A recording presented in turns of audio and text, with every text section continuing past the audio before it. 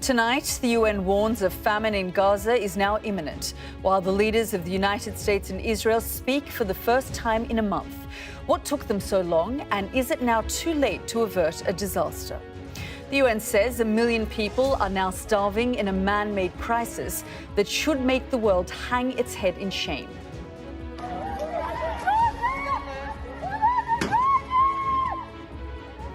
And the fighting rages on. Israel has taken control of the Al-Shifa hospital in Gaza City. As calls for a ceasefire intensify, President Biden and Prime Minister Netanyahu hold a rare phone call. But is there any sign of a ceasefire? It's making the job of delivering aid dangerous and difficult. This evening, I'll speak live to the World Food Programme. Also tonight, Putin's victory parade. Russia's election delivers a landslide victory for President Putin. But the Foreign Secretary, Lord Cameron, says this isn't democracy. And a surprise visit from the former US President Barack Obama. That's all coming up on The World with me, Yalda Hakim.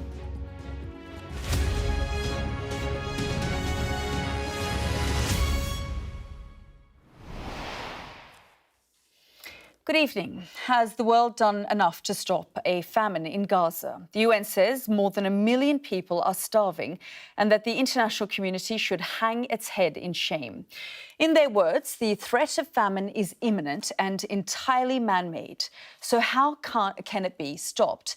A ceasefire, for now, doesn't look within reach. Today, our team on the ground witnessed ferocious fighting as Israel captured the Al-Shifa hospital in Gaza City. Could Israel's biggest ally, the United States, make a difference? Today, President Biden spoke to Benjamin Netanyahu on the phone. But it was the first time they'd done so for a month. That's right, a whole month. So did it bring any hope? We'll be live in Washington to find out. The best option seems to be aid. Agencies couldn't be working harder to get food in with airdrops and deliveries by boat, but it's not enough. Agencies say what would really help is for Israel to stop holding up trucks at the border. Could the US get them to budge? Because ultimately time is running out, and by the time a famine is officially declared, many fear it will already be too late. Well, today, the EU's top diplomat did away with diplomatic language and said it was Israel provoking a famine with its military operation, while the UN Secretary-General said we must act now to save lives. This is the highest number of people facing catastrophic hunger ever recorded by the Integrated Food Security Classification System, anywhere, anytime. This is an entirely man-made disaster, and the report makes clear that it can be halted. We must act now to prevent the unthinkable, the unacceptable, and the unjustifiable. In Gaza, we are no longer on the brink of famine. We are in a state of famine. It's not a flood, it's not an earthquake. Is entirely man-made. I'm coming from Washington, and I dare to say, well, yes, Israel is provoking famine. Oh, how do you say that? What evidence do you have? Come on, what evidence do I have? That report was ended by Joseph Borrell, the EU Foreign Policy Chief. Well, with me here in the studio tonight, the global affairs journalist Tara Kangalu and editor of the Jewish Chronicle, Jake Wallace-Simons. Thank you both for joining us here on the programme. Some tough words there, Jake, from Joseph Borrell, from Antonio Guterres, about this being a man-made famine and humanitarian crisis. Well, I mean, both Joseph Borrell and Antonio Guterres are no friends of Israel. They've come out with some quite scathing statements against Israel ever since October the 7th, when Antonio Guterres talked about it not happening in a vacuum. Joseph Borrell has more recently called for America to stop arming Israel and has even blamed Israel for creating and funding Hamas, which is very controversial statements indeed from a diplomat. So they're very outspoken, and we know the position they're going to be coming from. But look, setting aside the rhetoric, there is obviously a serious humanitarian situation in Gaza at the moment, and there are many different reasons for that. One of those reasons is the political deadlock or the political fragility or vacuum in Israel, for certain, not having a day-after plan, which creates a lack of certainty, a lack of aid distribution network. But also there are other reasons as well. There are difficult logistical challenges facing Israel. And of course, there's Hamas, which is still actually not just in Rafah, but elsewhere in Gaza as well. But overall, my main concern really is that the American rhetoric has turned against its ally over the last 2 or 3 weeks. Why? I mean, I want to get to that because you've said, Antonio Guterres, Joseph Borrell, they're no friends of Israel. But is being critical of Israel's conduct in this war, does it make, them not friends of Israel? And now Israel's staunchest ally, as you and I have spoken about in the past, also criticising Israel. Does this mean that they're, not friends or allies of Israel? Isn't it their job to sort of call this out when things aren't going well? It's been 6 months. Sure. I mean, I think that the way we need to look at it is that nothing has, on a sort of big scale, big picture basis, nothing has changed. Hamas launched the war. Hamas has got to be destroyed, however long that takes. And America still is, in terms of policy, aligned with that goal. But the rhetoric has changed. Why has the rhetoric changed in recent weeks? Of course, the civilian death toll has been mounting, and that's regrettable. Not just regrettable, it's tragic and awful and horrendous. But we saw that the Americans making clear to the Israelis on the phone just today 3 concerns about Rafah, 2 humanitarian and 1 involving relations with Egypt. Now, those are things that the Americans could work with the Israelis to solve so that the humanitarian crisis could be reduced and Hamas could be destroyed more quickly, rather than throwing slings and arrows at Israel. I'll bring you in, Tara. I mean, Jake there is saying that they could be working with Israel to have some kind of strategy, because right now it doesn't feel like there is any kind of strategy, certainly not an exit strategy. There is no strategy right now. Gaza, Yalda, is the deadliest place in the world for civilians. You have 80% of the population displaced. You have 1 out of 3 person malnourished. People are dying like no other humanitarian crisis that I've covered. And I've covered a lot of humanitarian crises in the world. This is like nothing else, right? And I think you mentioned rhetorics. I think this is a time that world powers, leaders, show leadership, come together, stop the humanitarian crisis, allow humanitarian aid to go in and find an end to this all. I mean, listen, the 3 objectives have always been of Israel. Eradicate Hamas, get the hostages out. That's first and mostly important. And then get rid of Hamas and make sure that Israel is safe and secure. And are we there yet? Have we achieved any of that? Well, some of the hostages are out, but so many are still there. And on top of that, we have a humanitarian crisis like no other. Well, we keep being told that the famine is imminent. Well, the UN humanitarian chief, Martin Griffiths, had this to say. Let's just have a read of his statement where he talks about this shocking famine. He says, famine is imminent in Gaza. The international community should hang its head in shame for failing to stop it. Well, earlier, I spoke to Abir Etefa from the UN's World Food Programme on the warning of famine in the Gaza Strip. Have a listen. People are dying as we speak. Yes, it's imminent. It's going to happen anytime soon. Overall, the number of people in Gaza facing catastrophic hunger has doubled since the last time we did this report 3 months ago, and it has gone from 570,000 people in December to 1.1 million people today. This is the highest ever recorded number of hunger, death, malnutrition by the IPC system, which is basically the way we monitor food insecurity. It continues to be a problem in terms of getting aid to much of Gaza, but especially the north. Why isn't that aid, much needed aid, reaching the most needy? Well, there are so many reasons why we are in this situation. The issue of access. We have to have access to humanitarian and aid organizations. We have to have food supplies get inside the areas that are very difficult to reach. That's mainly North Gaza. The only way to address this catastrophic hunger in Gaza is to bring in huge amounts of food assistance today, tomorrow, and for the next next month. This should not be a one-off thing, a convoy that went yesterday or the day before. This is something that needs to happen on daily basis. And we do have the food supplies ready. And if we're given the right conditions, we can scale up to reach 2.2 million people across Gaza with other humanitarian organizations. So it means that we need to have the food supplies, we need to have the systematic access. There is right now so much chaos and lack of order and desperation because people are hungry, and I think they lost hope that food supplies are coming in.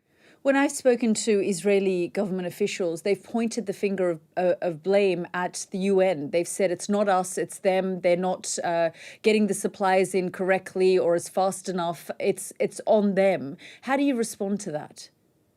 Well, we do have the supplies. We've attempted many times to get into North Gaza. The process of getting the hurdle to get into the point of getting these trucks inside North Gaza is just countless. You wait for clearance for days, and then when you finally get the clearance, we cannot move at the time that's safe for these convoys to get in. And then once they are at the checkpoint, they wait for hours.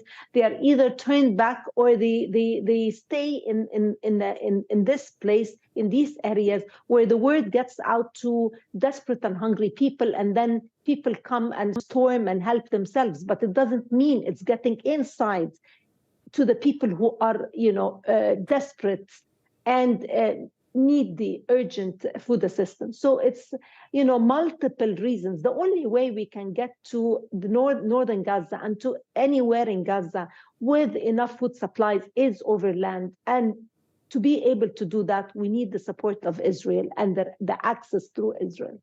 And Abir, if these supplies don't get there, what happens? Well, people will die. I mean, we are beyond now the time of talking about, the risks and we are at risk of famine, and all of that is behind us.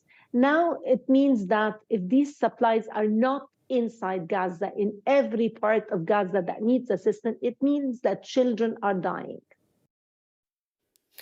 That was Abir Tifa from the World Food Programme. I still have my panellists here with me, but before we go back to them, as the likes of the EU's top diplomat blames Israel's military operation for the suffering, where are we at with fighting on the ground? Earlier this morning, Israeli forces launched another raid on Gaza's largest hospital, where they claim Hamas militants had regrouped. The IDF insists it was targeting terrorists at the Al-Shifa hospital and that 20 of them were killed. But Hamas says tens of thousands of people were sheltering there, and the raid amounts to a war crime. Our Middle East correspondent, Alistair Bunkle, reports.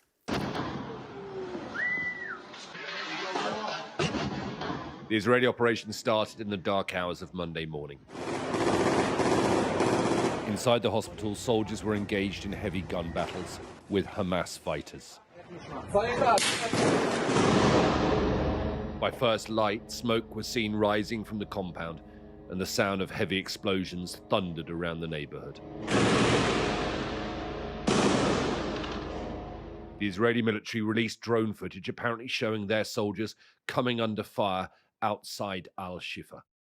They say that senior Hamas fighters have been gathering inside the hospital to plan and launch attacks. Our war is against Hamas, not against the people of Gaza. We seek no harm to the civilians that Hamas is hiding behind, which is why we will conduct this operation with caution and care. Thousands are trapped inside the hospital, patients, medical staff, and civilians sheltering. There is international concern for their safety. This will necessarily make things more complicated for people who are still in that area in north of Gaza. We have been last time able to get to Shifa Hospital a week ago to bring some fuel and medical supplies. But what we have seen, and that's what we are seeing in all the other hospitals, it's a lack of supplies, lack of food, lack of fuel, lack of medical experts. The IDF says it has found weapons and money inside the hospital. Dozens of Hamas fighters have been reportedly killed and many more arrested. As a Sky News team was filming close to the hospital today, an airstrike hit nearby.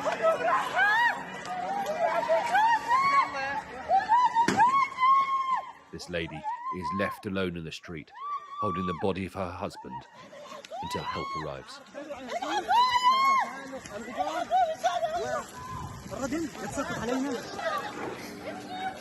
Families carrying what they can in their arms and on their backs walk through the dusty haze of war. There seems little point in running when there is nowhere safe to run to. Alistair Bunkle, Sky News in Jerusalem. Well, meanwhile, President Biden has spoken with Benjamin Netanyahu for the first time in over a month. It comes after the majority leader in the US Senate, Chuck Schumer, called for new leadership in Israel. Let's cross live now to Washington and speak with our Mark Stone.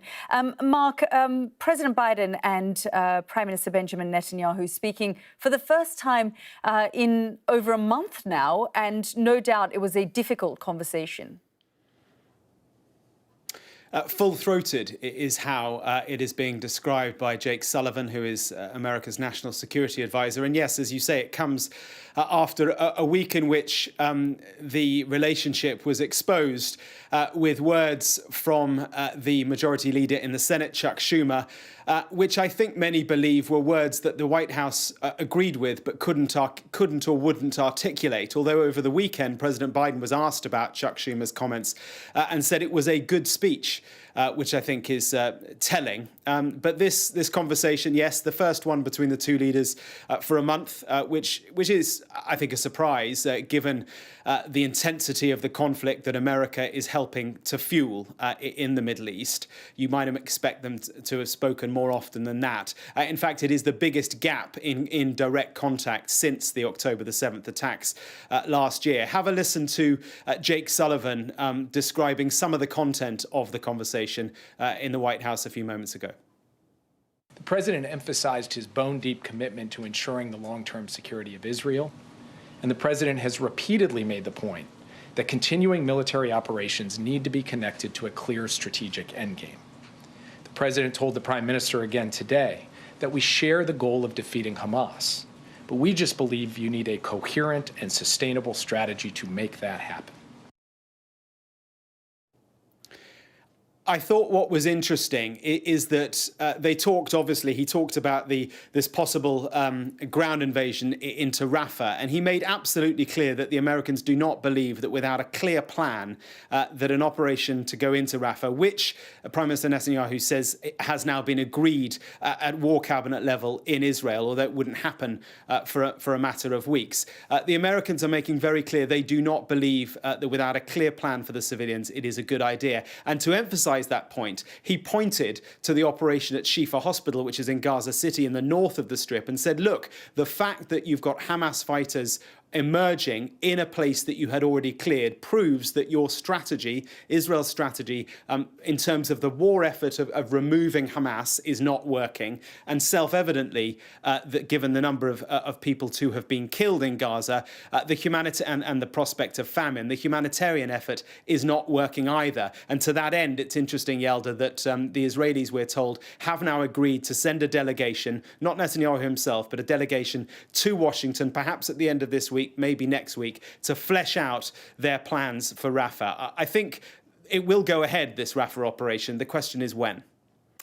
Indeed. And you know, Mark, over the past few months, you and I have been speaking about the number of Hamas fighters that Israel claims it has killed. They've said between 10 and 12,000. And yet there have been big questions about where the leadership is. Today, the United States has said that the third in command in Hamas has been killed, but we've had no confirmation of that from the IDF or the Israeli officials. Yes, Marwan Issa is his name, and he is third in command, so it's believed, of Hamas's military wing in Gaza, a man who was very closely involved, an architect, say some, of the attack on the 7th of October, and a man who the Americans announced almost in a sort of by-the-way form. Jake Sullivan announced that he had been killed in an Israeli operation last week. Curiously, and I've no idea why, the Israelis have not yet formally announced his death, which is odd. He's number 3. I mean, the big prize, clearly, is Yahya Sinwar, the head of Hamas in Gaza, a man who is believed to be in Rafah, which explains why the Israelis want to go into Rafah. Rafah, remember, underneath that city, it's believed that there is a large part of the so-called metro system, the tunnel system that Hamas have used money to build over many, many years. They believe he's under there somewhere. That's why they want to go in. But the reason that the Americans are so hesitant is because there is no plan on the table that the Americans have yet seen of how you can go into Rafah in the same way that the Israelis went into other cities elsewhere in Gaza without a massive set of civilian casualties. Yeah, and Rafah, as we've said, is densely populated now. The bulk of the population have moved there. Thank you very much, Mark, for bringing us up to date. Let's bring in our studio guests to discuss this situation further. I mean, Jake, you were saying earlier that there's a lot of sort of criticism right now of Israel, even from its staunchest of allies. The rhetoric has changed. But we mustn't forget that at the very beginning of this, President Biden gave Netanyahu a big bear hug and said, we are here with you, we stand with you. But today, 6 months on, and with the death toll, over 30,000, the rhetoric has shifted. It has changed. Well, death toll over 30,000, according to Hamas. We should well, say the US president uses that as well. And there's been a lot of doubt Europeans. cast upon that, and upon the reason why the American president Israel would possibly cast it, use but that. the US president. No, not American. There's been statisticians over the last couple of weeks who. I mean, I think we need to move beyond the. Well, let's move beyond it. But I mean, I disagree with you that we should take it quite so literally. But either way, I mean, the thing that has changed really is the timescale, the political timescale for the Americans. The election is getting closer. Biden is experiencing the fracturing of his base because the progressives are opposed to his position on Israel. And that's putting a lot of pressure on him domestically. What hasn't changed is the military timeline. I mean, it took the Americans 9 months to destroy ISIS in Iraq and in Syria. We are 5-6 months into this particular offensive, which is more complex and more of a challenge for the Israelis. They've made some serious military headway. But yes, things are getting tough. And what's needed now is resilience. And I can't help but think that Hamas has its backers. It has Iran in particular. It has Qatar. It has Russia. It has China, all those countries that also stand against us. And they are not deserting Hamas when the going is getting tough. I don't think the United States is deserting. And when they look across and see the Americans, the staunchest ally of Israel, using this kind of rhetoric against Israel, it's only going to embolden them and make Hamas think, you know what, we're going to be able to win this one because the Americans are going to desert the Israelis. I don't think the Americans are going to... Go ahead. Listen, one thing I want to throw in here is that while Hamas has backers and supporters, and while they are, a terrorist organization and a threat to Israel's security and safety, they're an ideology as well, Yalda. And missiles and tanks do not kill ideology. And what's happening right now in Gaza is harboring so much hate and anger that is going to be detrimental to any safety and security in the region. So what should happen? Well, what's happening right now is certainly not working. And well, wanting to have that's not what I'm saying. Wanting to have a plan does not mean not supporting Israel's security.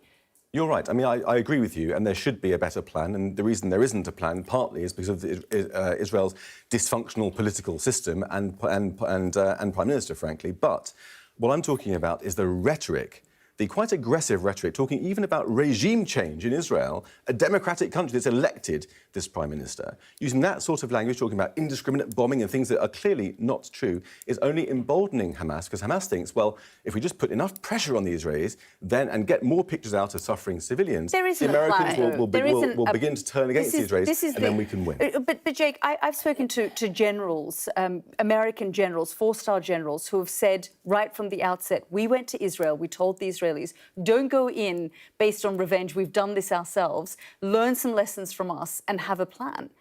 6 months in, there is no plan. I don't think that it's right to say that the Israelis went in based on revenge or bloodlust or anything like that, but you're right to say that there should be a better plan. And the Israelis, as far as I know, are working hard on that. It's not easy. They've got various different plans which have been kicked up to the political level and then declined, including bringing in Fatah from the West Bank.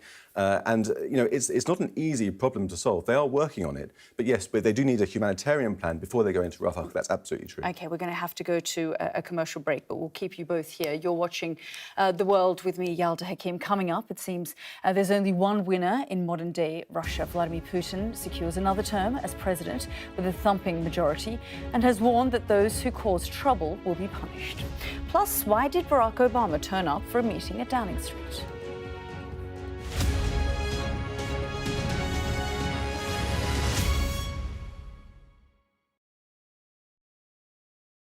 Sleep is so important. It's essential to maintain our physical health, our cognitive function, emotional regulation, mental health.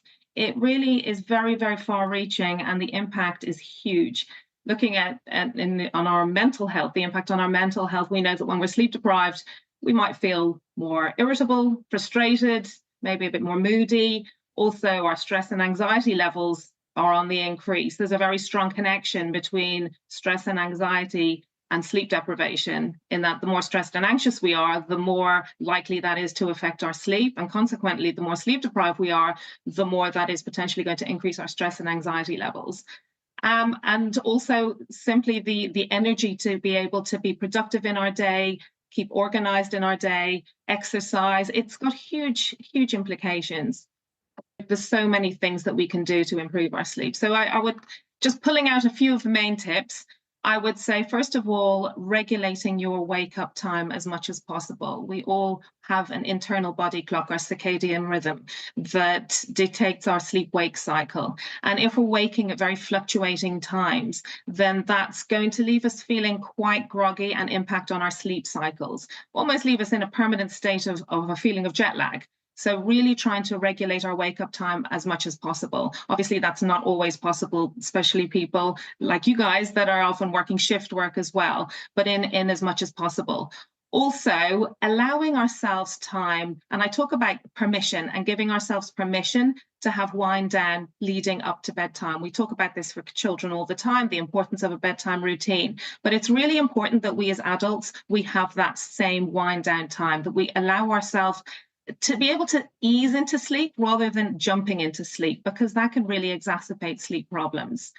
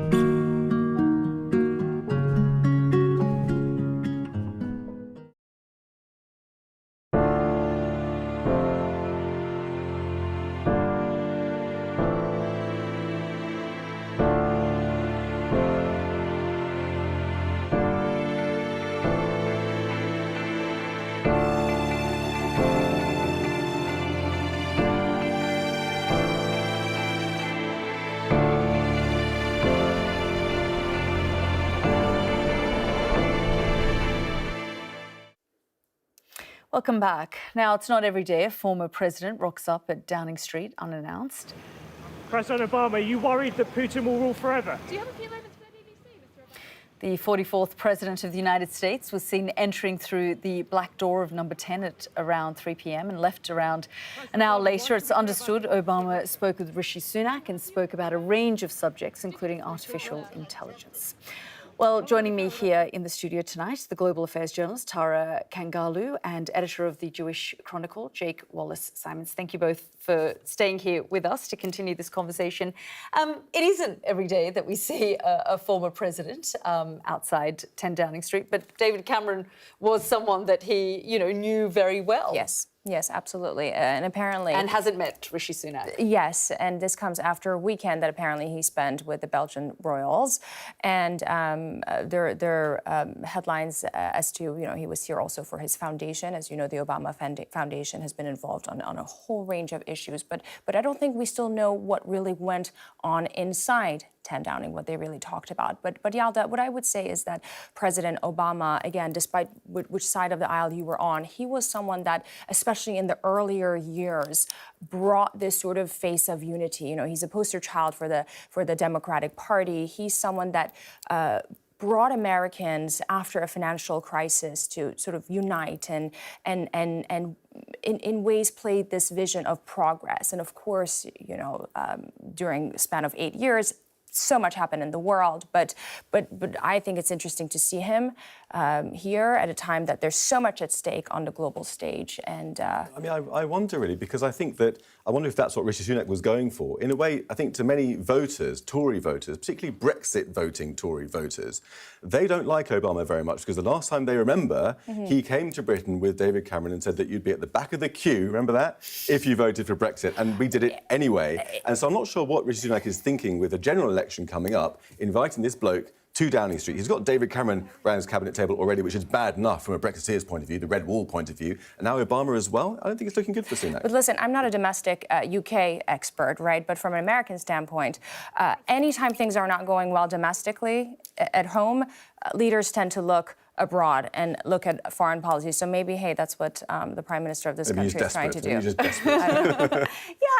I want to pick up on your point there about, wheeling out someone like Obama. Because, when we look at the Trump phenomenon, for example, some people say the pendulum moved the other way and Trump is a sort of a symptom or a result of the Obama years. Right. It does seem like Rishi Sunak is gravitating back towards how the party used to be before 2019. David Cameron back in the cabinet and now Obama as well. But also I think from an American point of view, he's sending quite a strong message because Obama and Biden, obviously, very, very close indeed, and both very much opposed to Trump. And so if Trump ends up back in the White House, Sunak's going to have trouble, I think, digging himself out of that particular hole. If he stays. If he stays. Which is a big if, let's face it. We could have a Trump-Keir Starmer equation as well. Listen, anytime you have leaders on the opposing ends, no good will come out of that. Again, especially as I was saying, the stakes are so high right now with everything going on in Ukraine, the Middle East, China, climate issues. So, it's good to have folks who can at least get things done. OK, well, we'll have to leave it there. We're really grateful for both of you being here and joining us on the panel this evening. Thank you. Now, meanwhile, a former president who's hoping to have another stint in the White House has found himself in a tricky situation. Donald Trump's lawyers say he's unable to obtain a $557 million bond, which would enable him to continue appealing the fraud charges he's up against. Our US correspondent, James Matthews, joins us live now. And James, we've often spoke about the financial woes of President Trump, and now they're catching up to him. That's right, yeah, billionaire Donald Trump, Yalda. The question tonight is, where are the billions? He is the money man who doesn't appear to have quite the money that he has boasted of. The situation is that he lost that civil fraud trial, didn't he, where the judge found that he had inflated the value of his assets to achieve cheap loans. Now, the penalty for that was $450 million with fees and interest. You can put another $100 million onto that. That has to be lodged with the court while Donald Trump appeals so that the court can say, yeah, if you lose this appeal, then that's your money and we're going to take your money. The trouble is that for Trump that he doesn't have that cash. He's gone to a number of insurance companies, around 30, say his lawyers, looking for a bond of the amount he needs. They've all taken a step back. They're not interested in his real estate values. They want liquid assets, something that they can look at, cash that encourages them or makes them secure in their belief that should he need to give them the cash, then he's got it. Anyway, so they've stepped back. They won't touch him. So Trump's lawyers are saying to the appeal court, look, give us a stay, let us work this out, or reduce the bond to zero. So we'll wait to see what happens on that. But Trump's real difficulty is if he can't lay his hands on the money he needs by next Monday, then the Attorney General can begin to seize his assets. There are a number of possibilities. Real estate, Trump Tower, for example. It is the law beginning to bite, and that is a scenario that would reduce Donald Trump considerably in wealth and in stature. Indeed, and as you say, billionaire Trump and also Republican presidential nominee Trump. Thank you very much, James, for joining us here on the programme. This is The World with me, Yalda Hakim. Next up, the election with a far from surprising result. President Putin secures another term in office with 88% of the vote, paving the way for, well, more of the same rhetoric.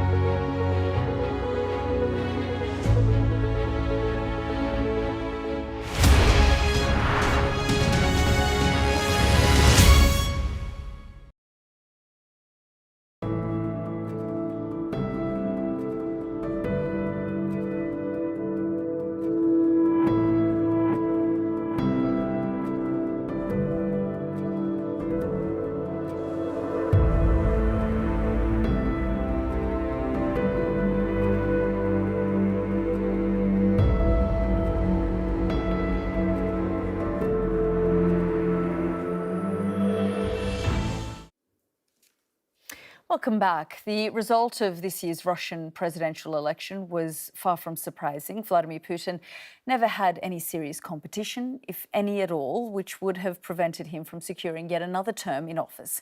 As our correspondent Diana Magnay reports, in reality, there was the only option on the table. Large crowds moving towards Moscow's Red Square for yet another patriotic showpiece. Tight security, because there always is when the president's due. And these are his die-hard fans, the type who really listen to his speeches and trot out every word. I think we've united, because those who are not needed here left, and those who are needed stayed. We have become stronger, more tight-knit, and like one big, strong family. Russia is flourishing. We are widening our borders, we are returning our own, what we gave away long ago. Now everything is becoming ours, Russian again. You won't find many dissenting voices on Red Square this Monday, 10 years to the day since Russia illegally annexed Crimea. Wildly popular then and now. Vladimir Putin, the other token Kremlin candidates on the ballot by his side, full of the joys of yet another electoral grand sweep and his new conquests in Ukraine. Dear friends, I salute you and I congratulate you on this wonderful day of the rejoining of Sevastopol and Crimea with Russia exactly 10 years ago. This is how we will continue walking together, hand in hand, not just in words, but also in actual deeds. A performative election and one more patriotic rally.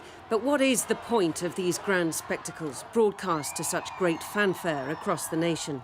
Here is a big majority of people who are supporting this Putin's initiatives, his war, his political line. So you must join us. You must be in mainstream. Otherwise, we will treat you as traitors, as foreign agents, as pariahs in this society. And this is where those pariahs are. Ilya Yashin, brave opposition politician, jailed for 8.5 years for decrying the crimes of Bucha on his YouTube channel. Vladimir Karamurza, a UK-Russian citizen, jailed for 25 years on treason charges for calling to toughen the sanctions regime against Russia. The American journalist Evan Gershkovich, detained almost 1 year ago now, held on espionage charges and still no trial. A journalist doing his job. This is the dark side of this regime that the patriots choose not to see, but still some in Russia, they do remember. Diana Magnay, Sky News. Let's speak now to Russian author and journalist Andrei Soldatov. Thank you very much for joining us here on the programme, Andrei. I guess the big question is, why feign an election? Why pretend to be a democracy when we could have told the world this outcome and this result a week ago? Yes, absolutely. But I think that Vladimir Putin wants to be seen not only as a strong man and a strong leader, but also as a widely popular leader. And actually, the thing is that he is still very popular in the country. So the main point of his elections is actually to prove this to the world. Yeah, I guess when we see things like, 87% approval rating, there are many who question that and say that's not actually accurate. What do you think? Well, we all know that for all these years, Putin's main selling point to Russian society has been a combination of providing security, stability and prosperity. And of course, we all know that there is a big question about security these days, with all these drone attacks and all refineries being set on fire almost every day. But prosperity is still there. Economy is doing quite fine. Stability is there because Vladimir Putin is still there. So in general, he is quite confident in his support. But at the same time, it does make him less paranoid. And what we see actually last month was a big escalation of attacks inside the country and outside, because people in the Kremlin are still very nervous, and they have been very nervous about these elections. Indeed. And I guess you've just talked there about the economy is doing quite well. That's quite extraordinary, given the sanctions that have been imposed on Russia. Sky News has done a series of investigations, actually, about the number of companies and organizations that have worked around these sanctions. And this is something that he can sell to his people as well and say, look, despite these sanctions, I stand firm against the West. That's true. And also, there is something new, and this is an increasing sense of feeling of social justice, something absolutely unprecedented, because these days government spending, and we are talking about military spending, is not only about Moscow, it's also about regions. And this is where you can find Russian military-industrial complex, all these enterprises. So government money is poured into these regions, and people are getting, if not rich, but quite well off. And that is why they are supportive of the war. What's also, I guess, extraordinary is he's already, to become the longest-serving Russian leader since Stalin, and so that in itself just shows where Russia has come to in the last 25 years.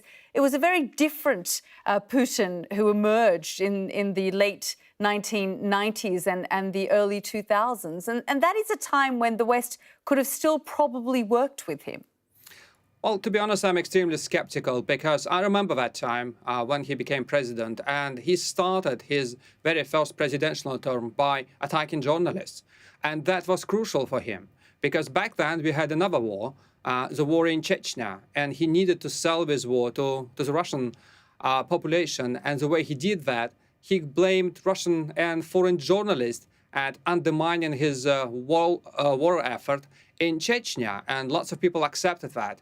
That was a moment when the Russian NTV channel was crushed and actually put under control of the Kremlin, when many liberal media, including the ones I worked for, were completely destroyed, and I had to change 6 jobs in 4 years because it was an unstoppable offensive on media freedoms. And that all happened in the first 3-4 years of his reign in the Kremlin. And that hasn't changed. In fact, it's intensified.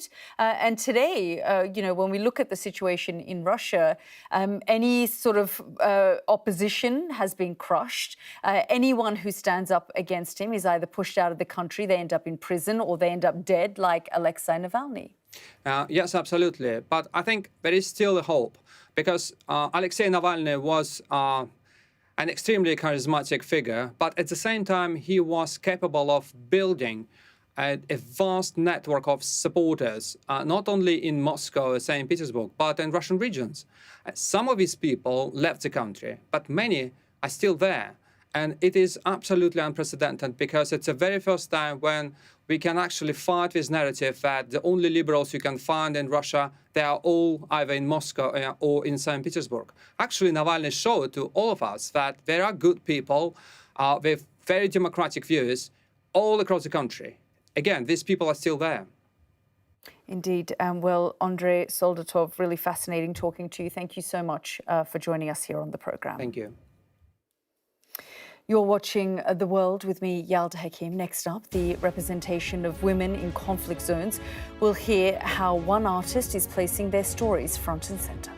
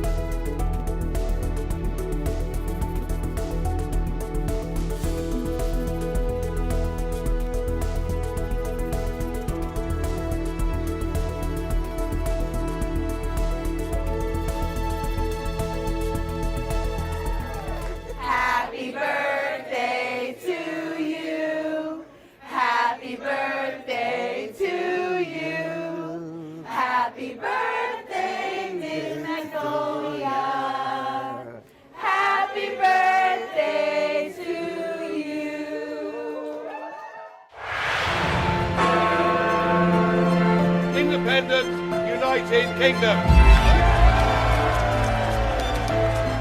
These last few years have seen some huge stories. And these stories have been driven by politics, by politicians, the people in power. You must stay at home. And it's my job to figure out how these decisions made by politicians impact all of us in our everyday lives. This is the worst thing I've ever been through in my life. People turn up here with their child stuff in a black sack and just say, I don't want to. And that is what it is. It's first-class poverty. Is this an example of the welfare state failing? We take you to the heart of the stories that shape our world. These are stories that affect us all. Millions of children are now having to catch up. Some stories have changed all of our lives. Because like the residents, the staff are being infected.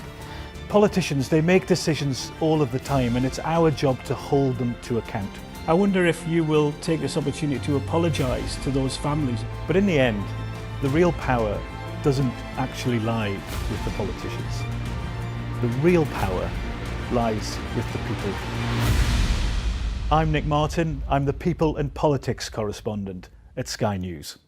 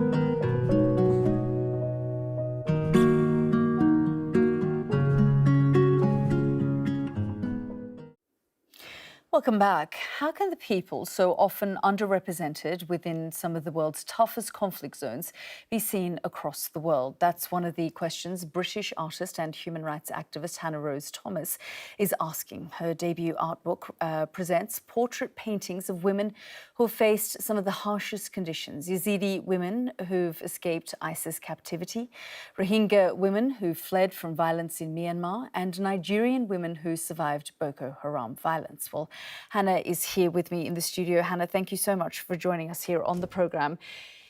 Many of these women, and I've worked in a lot of these places as well, are often ostracised by their families because of the experience that they've been through, because of the sexual violence they've been through, because they turn up sometimes with children. Yeah. And it's just for you to now humanise them in this way. Just tell us a little bit more about that. Well, I had the great privilege of meeting many of these women while organising art workshops in northern Nigeria, working with survivors of Boko Haram, and Iraqi Kurdistan with Yazidi women who'd escaped ISIS captivity. And like you say, many of the women experienced such stigma and isolation following their return, so it's a kind of compounds the trauma that they've experienced. And so I was trying to bring art to them as a way for them to communicate something of their experiences which are unspeakable. So the arts can be a way to give voice to that which can't be expressed in any other way. And it was the women themselves actually who then asked whether I would paint their portraits. It's really so beautiful and moving. Just tell us a little bit about these pieces that you have here in the studio. So in the centre, we have a portrait that was painted by this young woman, Bafe, and she painted herself in the white robes of Yazidi traditional dress. And so the title of my exhibition and my book was actually called Tears of Gold, because you can see here she's actually painted herself with gold tears. And so many of the women that I met, that was how they chose to represent themselves, to convey the grief for the loved ones lost and still in captivity. So Bafe herself, her son was still in ISIS hands, and she'd lost her husband as well and didn't know where he was.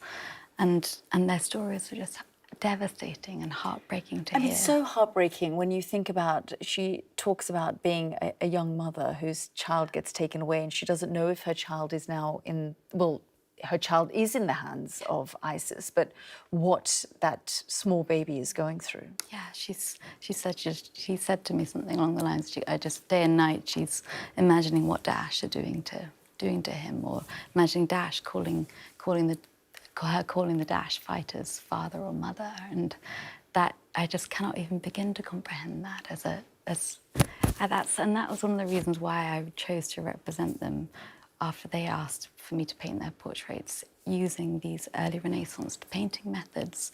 And gold leaf was I was wanting to show something of their sacred value in spite of all they've experienced, but also it's drawing a kind of a comparison in many ways to the icons of the Virgin Mary. And you consider images of the Virgin Mary, she's often painted in grief, considering how she's represented having lost her son. And there are so many similarities in their stories because, you know, you've got a Nigerian woman who went through very similar things to a Yazidi woman, and there's parallels in their stories. Yeah, there are, absolutely. And the Nigerian women as well. I was so troubled to hear just what the stigma that they experienced coming back.